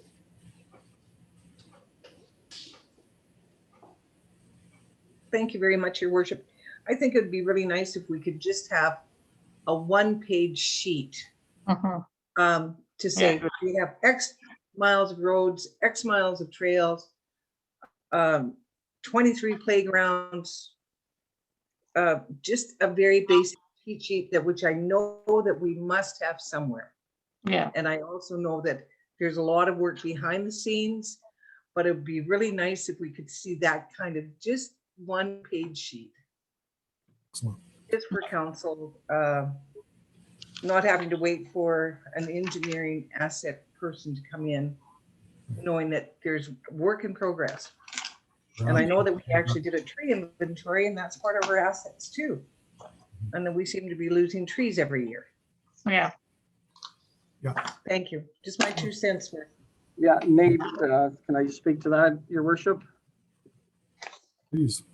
Yeah, maybe more than one-page document, because we have documented our inventory for trees. We also have a priority listing in regard to our playgrounds. We have basically a total inventory, and we've presented it, I believe, at PMP in regards to our numerous vehicles. I do believe our buildings have had some assessment in regards to the life cycle and the replacement timing on a number of items, so to speak. And we do have a listing on the kilometer of roads and the trails. We usually raise that at the service level. So there's quite a bit of information we've gathered, and we'll compile that in one source, and maybe a bit of a booklet, so to speak. Great, thank you. Thank you very much, sir. I do have one question. Have we, and I know it's not our assets, but they do run through our town. Have we reached out to the electrical companies and gas companies that own that infrastructure, and I guess ONET as well, as far as what's running through our town, and if they have plans in place to maintain and take care of their assets that are vital to our town and our well-being. We saw that in Texas with the electrical grid going down. Not that that was an actual line problem, but perhaps we should be reaching out to those other entities and making sure that they have a plan to replace and take care of the assets running through our town. Yes, thank you for that. While it's not in our immediate purview, I do know that Scott has relationships built with utility companies. So at this particular time, we are focusing on our own assets. And we do have a work in progress. So I can say to council that we just need to finalize a few numbers on a workbook that we're actually working through in the second cohort on asset management. So it's coming along nicely. The one other comment that I wish to make is that, I am passionate about this subject. And so I just wanted to make everyone aware that all of us that are on the team are doing this off the side of our desk. And we would love to be able to move it from the side of our desk to a more formal person or position, what have you, only to be able to provide due care and attention to it. So I can appreciate everyone's comments, and please know that we're working as much as we can to move as fast as we can. Again, thank you very much, Ms. Lloyd. We know it's been off the corner of your desk, and I know personally your passion for this particular subject, and we appreciate that. And I know your great work with AUMA and the cohorts through there. They've all been very impressed with the work that you've done there, and we appreciate it immensely. Thank you. All right, any other questions, comments, concerns? We have a motion on the table. CAO, and then I'll go to Councillor Ryan. I don't know if Mr. Chant has the information, but I do know most of the major utilities do know, because they're shallow utilities, they know where they're located, the condition and the replacement timing for quite a bit of that, whether it's the telecommunications or the cable type of scenarios, broadband, and Fortis as well. So I know we do receive reports with some detail on the kilometers. We've had obviously some good discussions with Fortis over the years as they've ramped up some of their lines to get more energy into the town of Olds over the past 2 years to service our businesses. So we do have some of that information, but it is not our information, but we'll see what we can to share. Excellent, thank you. Councillor Ryan. Thank you, Your Worship. I just wanted to ask, because we've talked about the knowing all the sidewalks in town and the condition, and I'm just wondering when that examination was done, what year that was done in. If Director Chant can answer that one. How old is it? Thank you, through the chair. I guess I got to look back at the exact date, but it's been 3 or 4 years ago since we did that. So in my time here, we've done it twice. In having a third party come out and actually drive every single sidewalk. So the first year was to get the benchmark. The second time they did this was to see if where I see a note pop up 2017 by the sounds of it. But basically that benchmark was, are we gaining? Are we falling behind on our sidewalk replacement? And at that stage, they said that we weren't losing ground. We were slowly making some headway. So the amount of dollars that we put away in our operating budget for sidewalk replacement was adequate enough to keep ahead of it. We weren't falling behind. So okay, that we can always use lots more money to replace a lot of sidewalks a lot quicker. But the good thing out of the report was we're not losing ground each year. That was probably the more important thing on that one, was we weren't going backwards. Yeah, thank you, Director Chen. I mean, it's good to know that it's that current, because if it was several years out of date, then it would be, it wouldn't be very useful. But as for funding, from your lips to the province's ear, how's that? They're slashing our MSI. So there you go. Yeah, and it's it is quite expensive to have them come in and do it, and to have them come in and do it every other year or something like that would be it's not giving us any new information that No. would lead us. I understand your sort of trend. Yeah, I understand. It should last for a few years anyway. Yeah. Thank you. Excellent. All right. So we have a motion on the table. Unless there's other questions or comments, I'll call the vote. Nobody's hand raised up there, so I will call that vote. All in favor? And opposed? And that motion is carried. All right. Let's move right along to item 6C, Fraud Prevention Month Proclamation, CAO. Thank you, Worship. I'll ask the fire chief or the director of protective services, Mr. Andrew, to speak to this. This is always an issue to basically keep note, whether it's tax season, we get the CRA of various scams for to try to get money from people, or with COVID, people coming up with ways to try to get money from individuals. I think this is a very important thing to remind the public of. So I'll ask Director Andrew to speak to this. Thank you, CAO Merritt. So in our request, we're asking council to consider making a proclamation to support the initiative of Fraud Prevention Month in March. They've broken it down into 3 components of information that would be communicated, being cybercrime or online scams is week 1, week 2 would be identity theft and or fraud, and the 3rd would be business fraud and scams. So as CAO Merritt mentioned, quite likely while this council meeting was in place, there's a good chance that one of us would have received a phone call or email saying that you are going to be arrested by Revenue Canada. It seems to be a very frequent and ongoing thing. Unfortunately, the reality is that with a seniors population, the reality is that there are many vulnerable people in our community and around that fall victim to these crimes on a regular basis.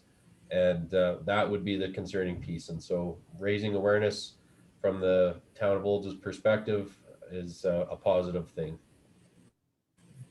Thank you, Director Andrews. And sadly, with the fear surrounding COVID, a number of people have fallen victim to that, and these people are just beyond reproach. Anyway, Councillor Overwater, would you like to make the motion? Yes, thank you, Worship. Yes, I move that March 2021 be proclaimed as Fraud Prevention Month in the town of Olds. Just a comment, I know when my mother was alive, she had several of those scams, from the grandson scam and the CRA scam. And I would always just say to her, you know what, just hang the phone up. Don't talk to anybody, just hang the phone up.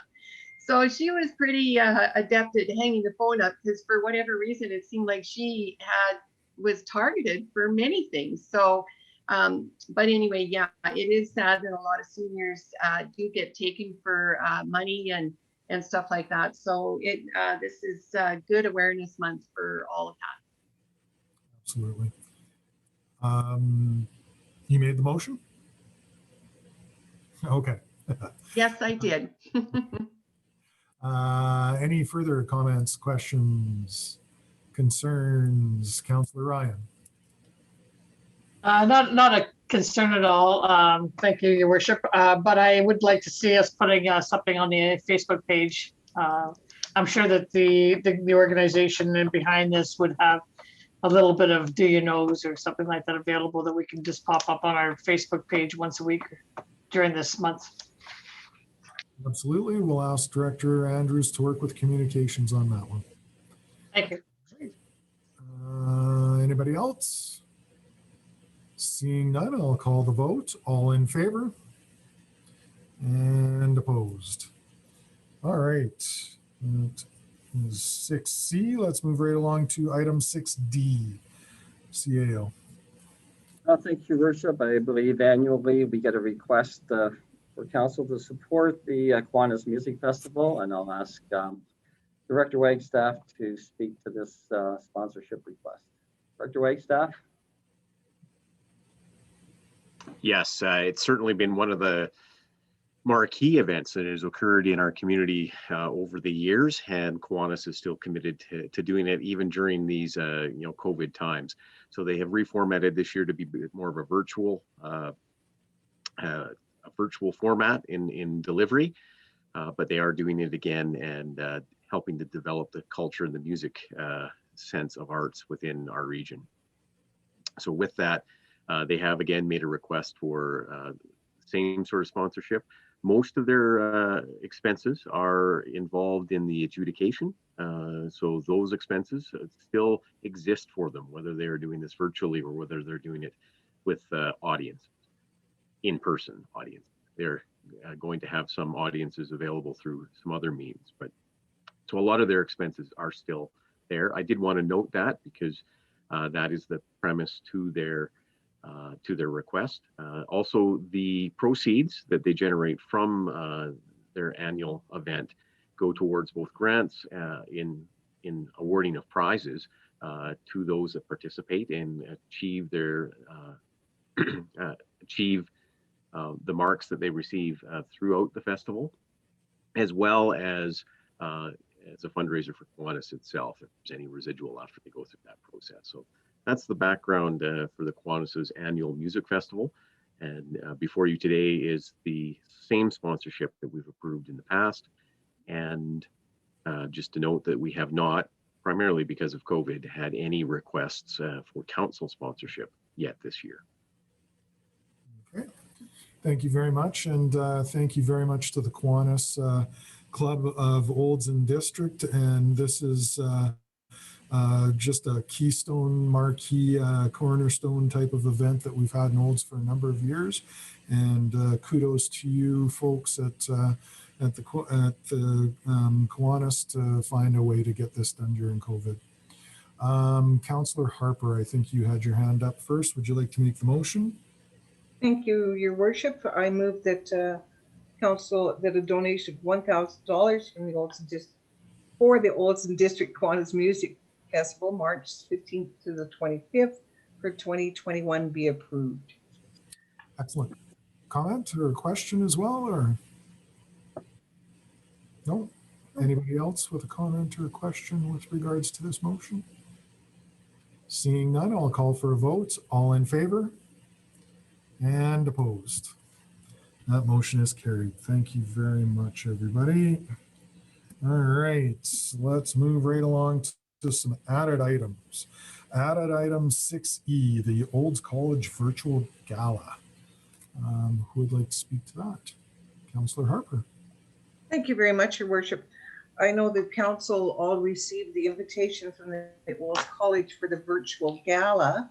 There is no cost this year, and I believe the town of Olds did provide a bronze or silver sponsorship for it. I'm not sure which. And I'm just wondering what the process would be. Would all council be registering to attend this virtual event, or would it be just mayor and deputy mayor? What is the wish of council? Because we should also have our CEO secretary to register for us. Absolutely. Well, let's open up that discussion. I'm happy to take any recommendations. Mr. Merritt, did you have a comment?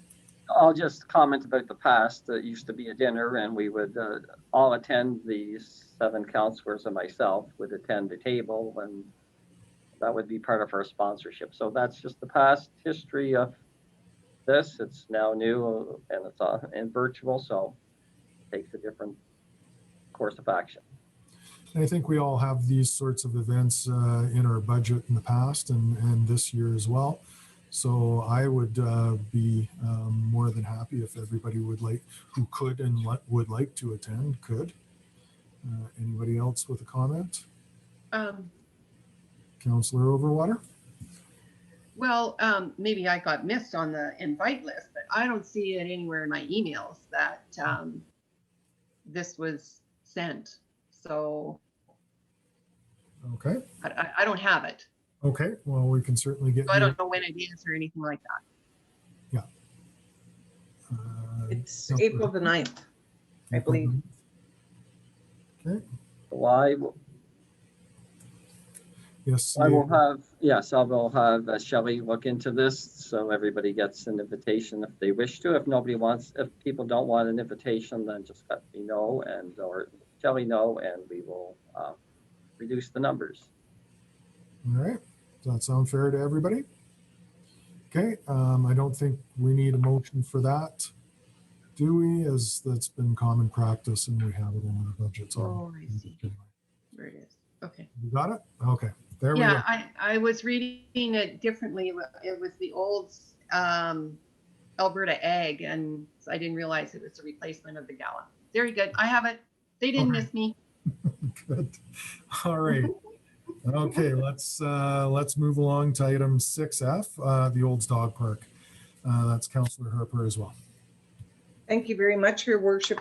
It's my understanding that with spring has arrived, and so with it is the state of the dog park and the lack of responsible ownership on a very small minority.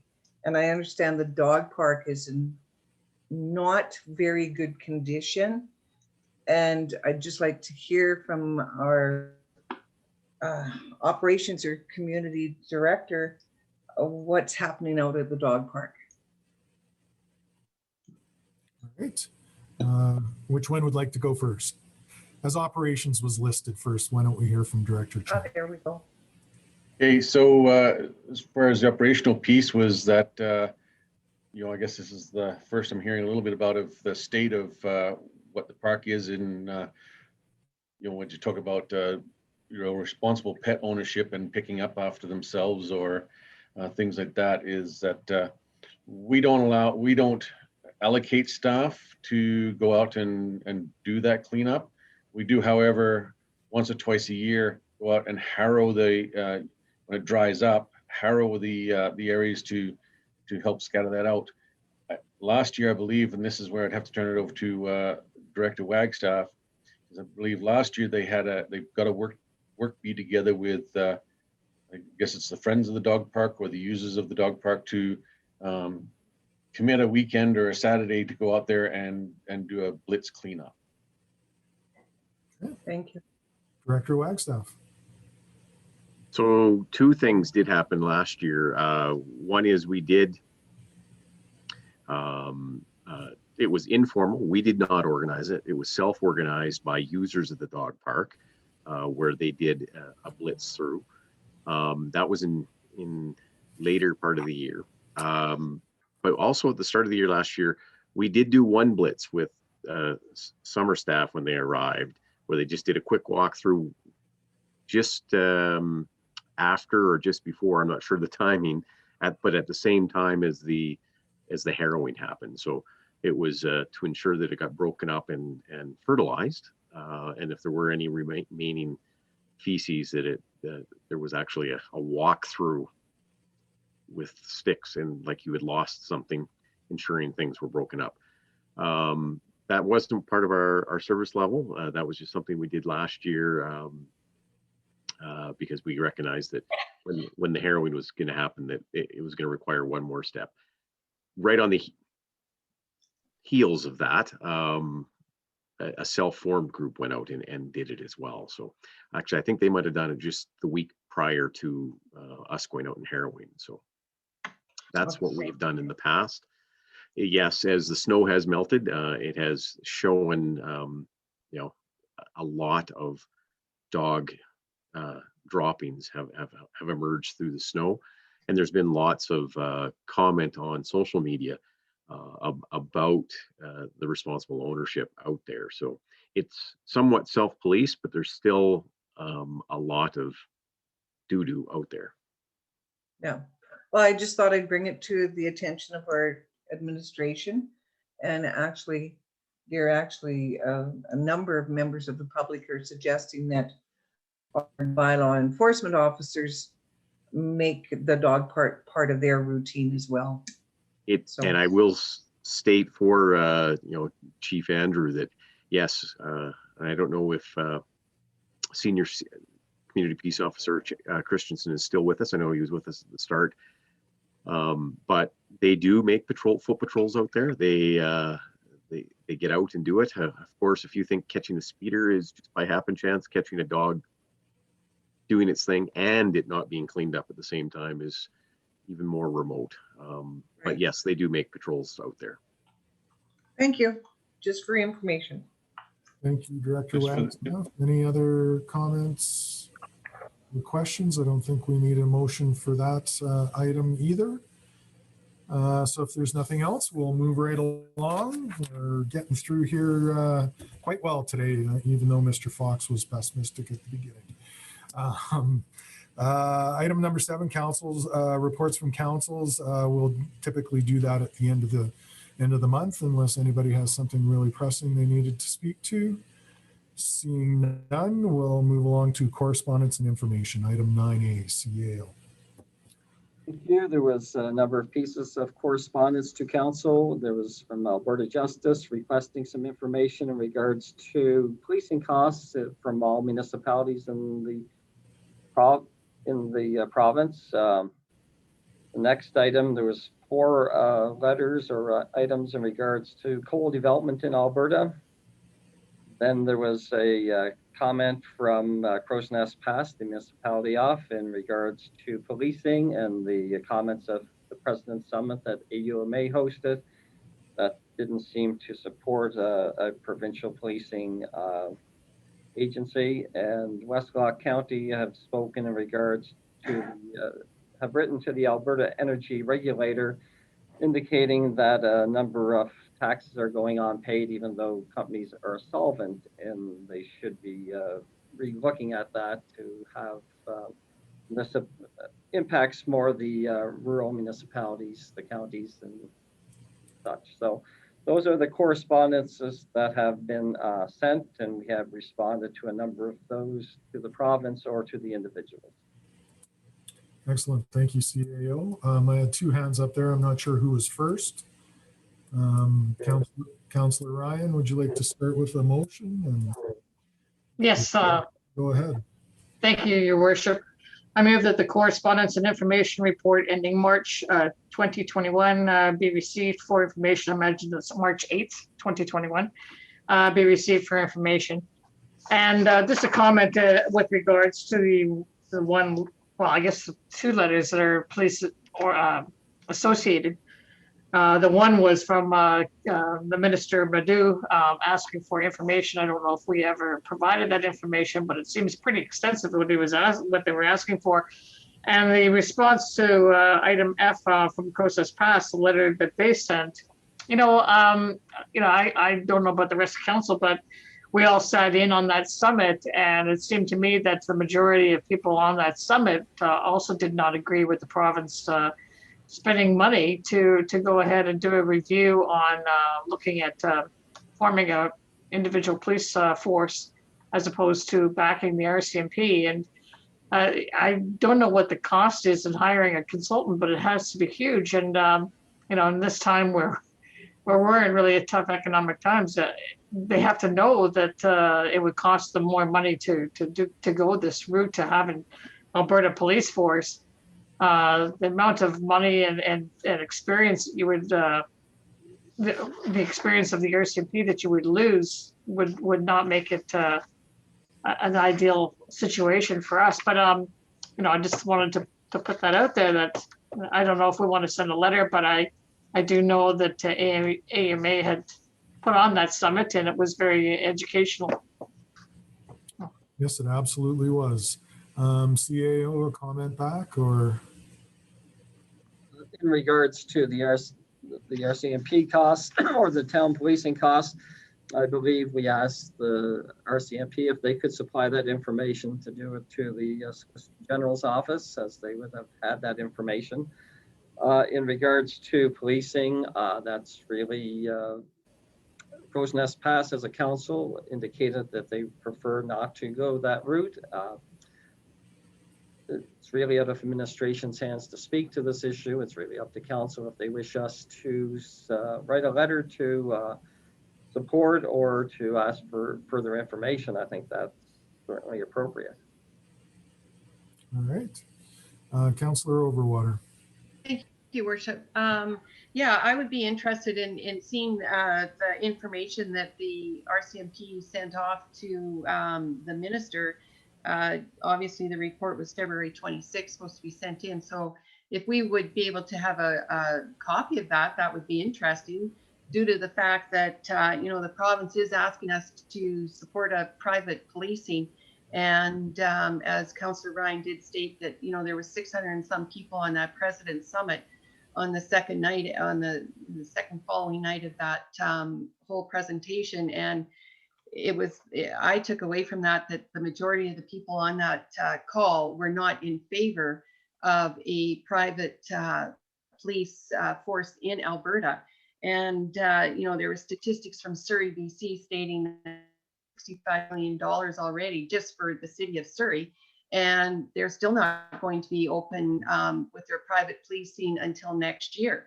So, I would like to know how council feels about this. I think, we as a council should be writing a letter saying that, we don't agree with this, and that, that we support the RCMP that we have here. Sure, we all want more bodies on the ground. And I guess if we want to, put more money into it, we get more bodies on the ground. If there are bodies to be had, as there wasn't a lot of people going through depot for training. So anyways, I'd kind of like to hear what the rest of council feels in it. And if you think that we should write a letter saying that we don't support a private police force, I think we should be sending that in and do away with all this added expense. Yeah, me too. Okay, I'll go to Director Andrews first, then Councillor Thompson, then Harper. Thank you, Your Worship. Just for clarification, a response was initiated to the Solicitor General's office as per the correspondence. The RCMP did not submit that information. That was actually Director Linderman that had that information.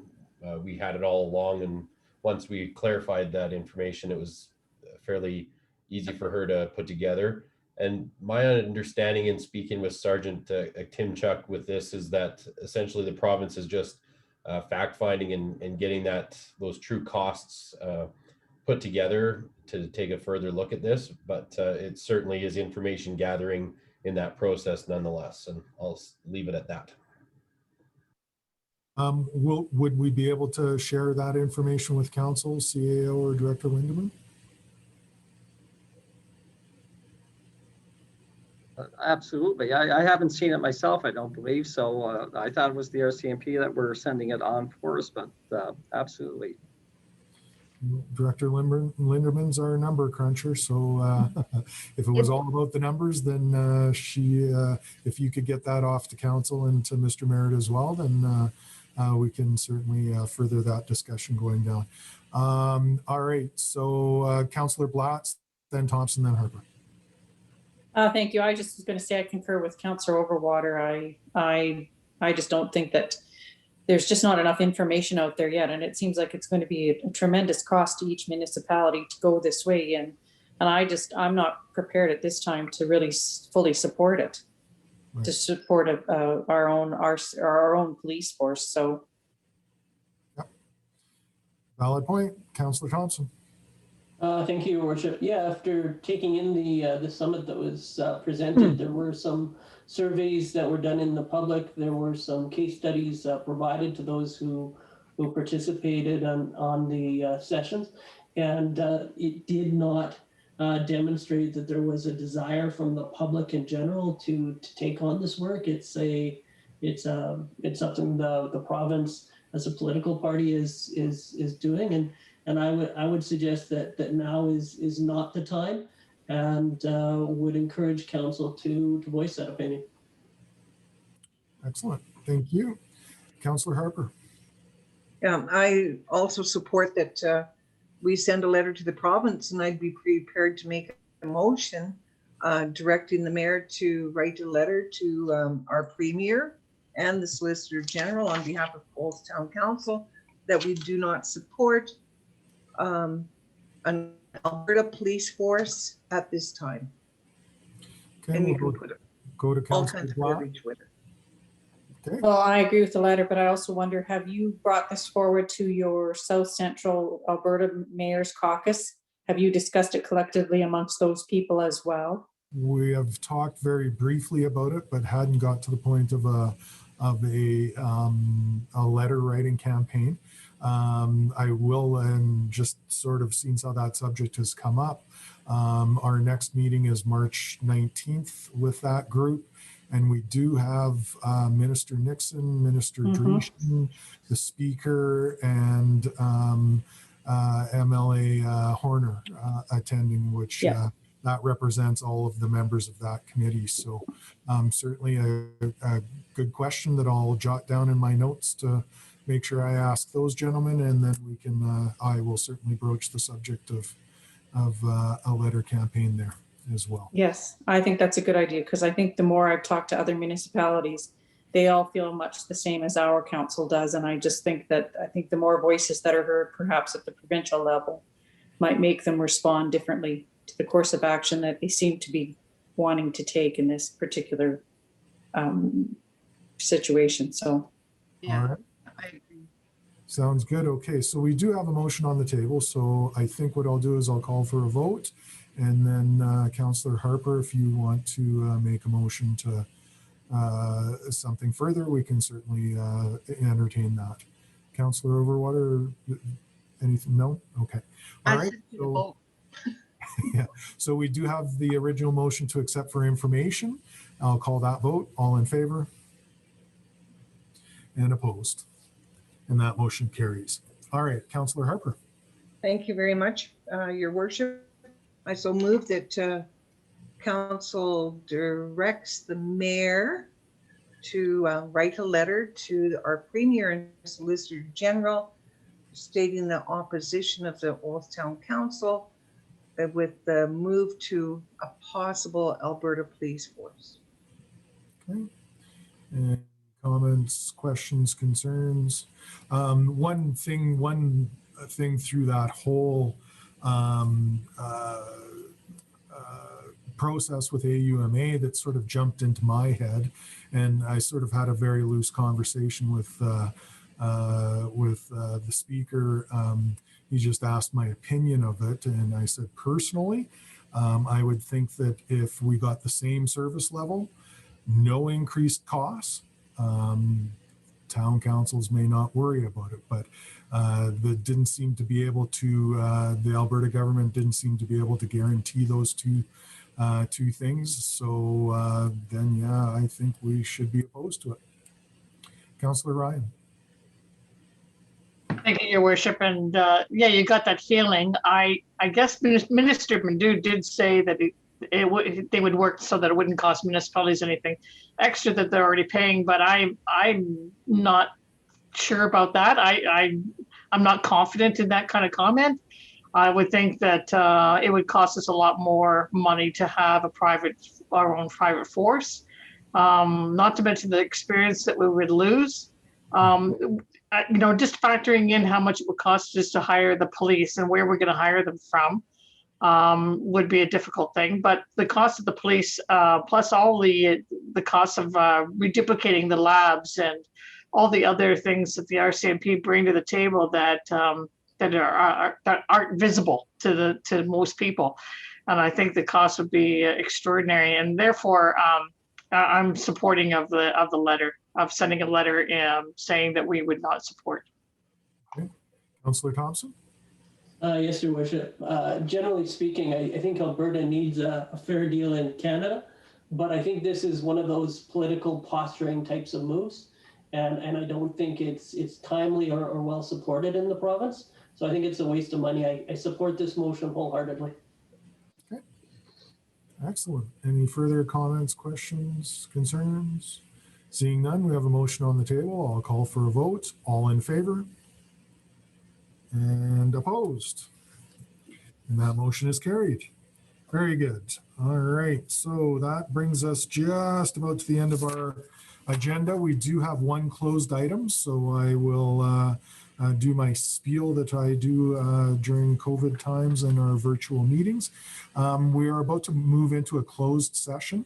The public that have joined us today have two options for continued participation in the virtual council meeting. First, you can click on leave the meeting button and leave the meeting, and then watch our Town of Old's website and Facebook page for a live update as to when council will return. Administration will post the meeting, will reconvene, and the meeting attendees will be able to rejoin the virtual meeting at that point in time.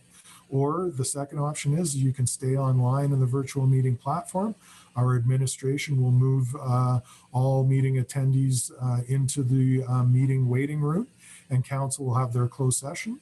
Once we return, all meeting attendees will in the waiting room will be brought back into the open meeting forum that way. So at this point in time, I'd like to have a motion for our closed session. Who would like to make that motion? Councillor Ryan. Thank you, Your Worship. Oh, sorry. Yeah. Thank you, Your Worship. I move that we move into a closed session under FOIP Section 25, disclosure harmful to economic and other interests of the public body. And who would be staying for this? I think this is Council Harper's. I think it would be Council, CAO, Director Linderman, and Director Andrew. Madam Chair, as it's a ICC item. Do you concur with that? Director Chant should stay as well. Director Chant? Okay. Okay. Yes. You're happy with that, Madam Chair? Oh, did you say, sorry, CAO Mayor, did you indicate Deputy Chief Shrewsbury? No, but he should be here as well. He should be. Yep. Yeah. So my motion would include all of those people as well. Thank So you. Marcy, we have council. Marcy, we have council, CAO Merritt, Director Linderman, Director Andrews, Director Chant, and Deputy Chief Jesuit. And I'll include Director Wagstaff too. Director Wagstaff as well. Very good. All right. So we have a motion on the table. Comments, questions, concerns? Seeing none, I'll call for the vote. All in favor? And opposed? Motion is carried. All right. Thank you very much. And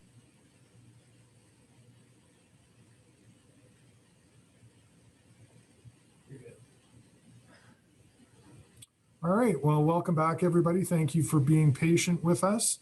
We don't have any rise and report out of the closed session. So at this time, I'd take a motion for adjournment. Councillor Harper. Motion to adjourn. All in favor? And opposed? Thanks, Motion carried. everyone. Thanks, everyone. Have a great evening.